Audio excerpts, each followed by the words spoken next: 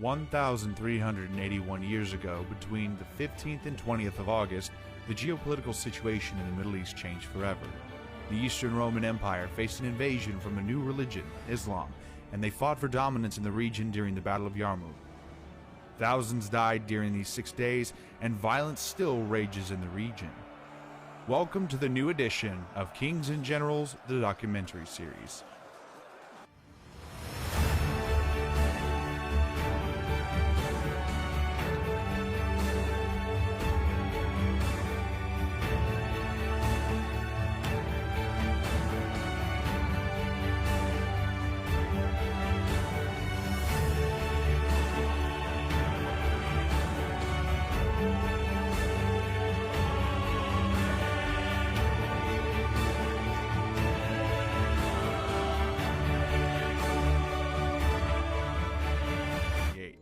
Now, in order to understand the situation in the region before the early Muslim conquest, please watch our previous videos.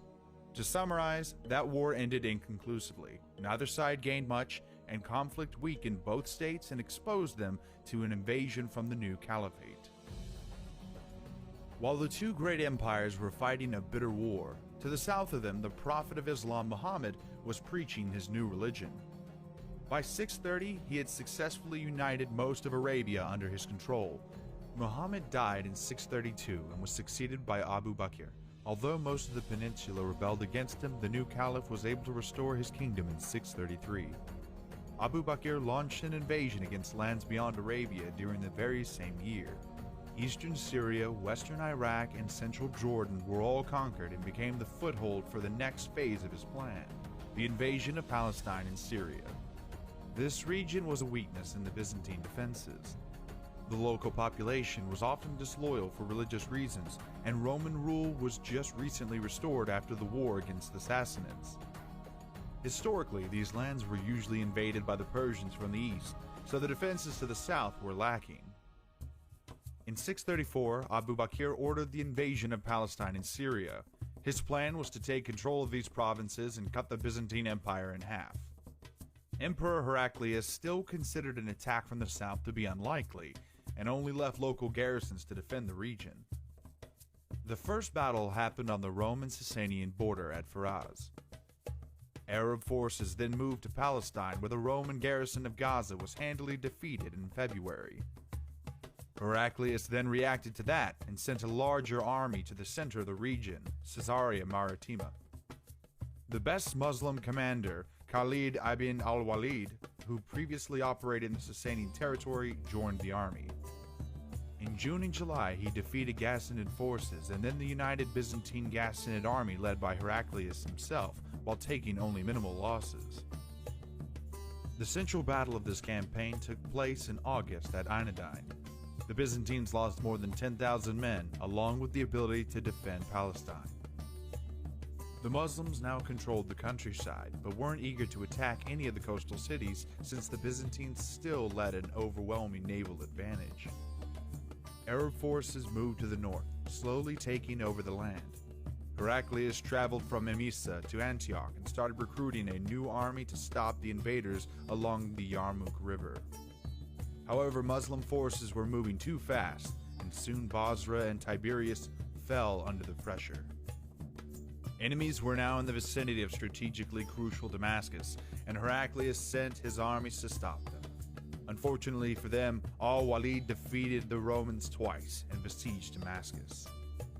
Sources offer different versions of the events. However, either through an assault or betrayal, Damascus fell at the beginning of September.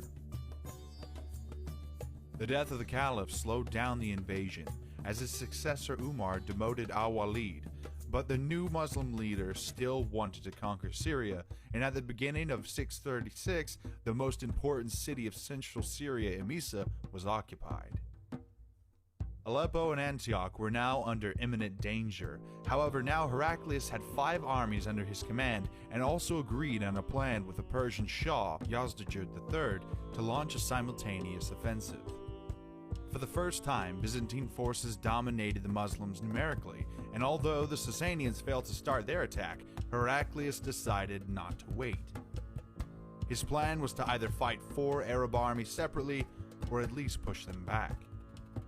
Despite the fact that Al-Walid was not the commander anymore, he was still respected, and this new general took his advice to abandon Emesa in Damascus. Initially, Muslim forces decided to defend on the Yarmouk River, but they were forced to withdraw to the plains beyond it. The Byzantines and Arabs held their positions for almost 3 months. There were attempts to negotiate a ceasefire, but they broke down, and finally, both armies engaged on the 15th of August. The number of troops is still contested by historians, but it seems that the Byzantines outnumbered their foes 2-1. However, some estimations are too fantastic. There are claims that the Romans had 400,000 men, which seems extremely unlikely, as in the previous war against the Sassanids, Heraclius was only able to muster around 40,000. Even if recruitment lasted for a year, the Byzantines wouldn't be able to field much more than that. We know that the Arabs had around 15,000 during the siege of Emesa, but were joined by forces raiding Palestine and reinforcements from Arabia since then, so it was probably more like 20 to 25,000 strong. The leader of Byzantine was Armenian General Vayan. He used Ghassanid light cavalry under his command as a screening and skirmishing force. Armenian infantry was in the center, flanked by mercenary foot soldiers to the left and Greek infantry to the right. Infantry was a mix of skirmishers and melee warriors. Each of these groups were backed by cavalry lines, consisting mostly of cataphracts. The commander-in-chief of the Muslim army was Abu Ubaidah, but he allowed Al-Walid to lead during the battle. Al-Walid divided his infantry into 4 groups, with 3 cavalry squadrons behind them and a bigger cavalry group in reserve. Arab troops had lighter armor, but compensated that with a higher mobility. It should also be said that the Roman army was international and multi-confessional. The Arab army, however, worshipped one religion and consisted of one ethnicity, so the latter had a substantial edge regarding morale. Both sides considered the plains to the east of the Yarmouk River favorable, as the Byzantines relied on their numbers, while the Arabs felt that mobility was their real strength. On the first day, the elite warriors on both sides dueled each other, and it is said that the Muslims won most of the battles and killed many rival officers. At noon, Vayan sent 1/3 of his infantry forward for a reconnaissance action, and in some areas began pushing the Arabs back. But most of the army was ordered to not attack at all, so this initial success did not last long. Eventually, units returned to their original positions.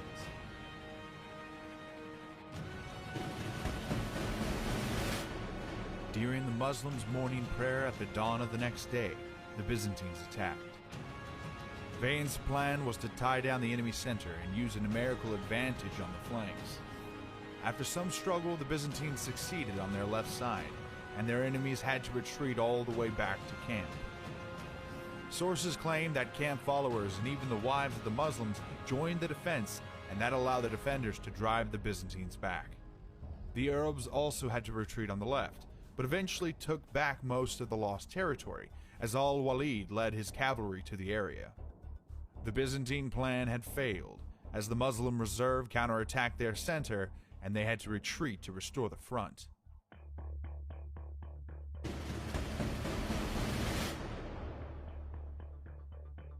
The third day started similar to the second, as Vayan's left flank was able to get an advantage and killed many Muslims, but Al-Walid restored the formation by sending his cavalry reserve to the right. The number of losses the Arabs took was much higher than that of the Byzantines, so Al-Walid understood that his defensive tactics were bound to end in defeat and tried to come up with a new strategy.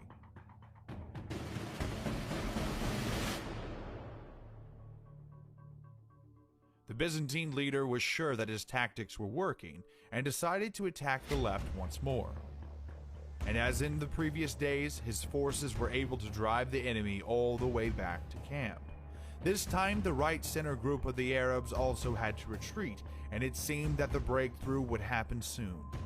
Al-Walid had to save the day. He ordered his left and left center to attack and tie down the opposition. As the Byzantine left and left center advanced too much, they had no one to defend their right side. Al-Walid would take advantage of this and send a group to attack there. The Byzantines took many losses and had to retreat to avoid encirclement. The Arab right and right center had its share of casualties, but it held off the opposing forces.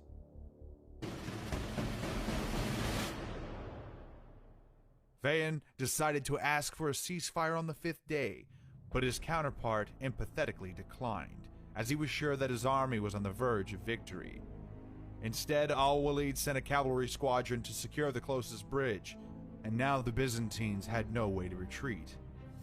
He concentrated his remaining cavalry on the right flank.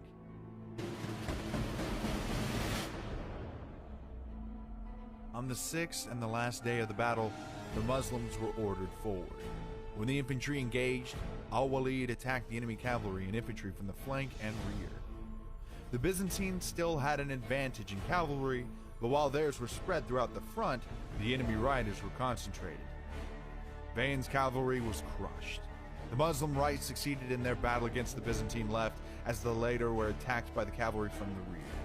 Soon these troops attacked the Byzantine center, and that was the end of the battle. As the closest bridge was now under Arab control, many Byzantines among them, Vayan was killed during the retreat, and there were more than 25,000 casualties. The Muslims continued their invasion. In the next decades, they took Syria, Egypt, and North Africa from the Eastern Roman Empire, and even Constantinople was besieged on multiple occasions. The Romans never returned to these lands, and the Muslims still hold dominion over them today.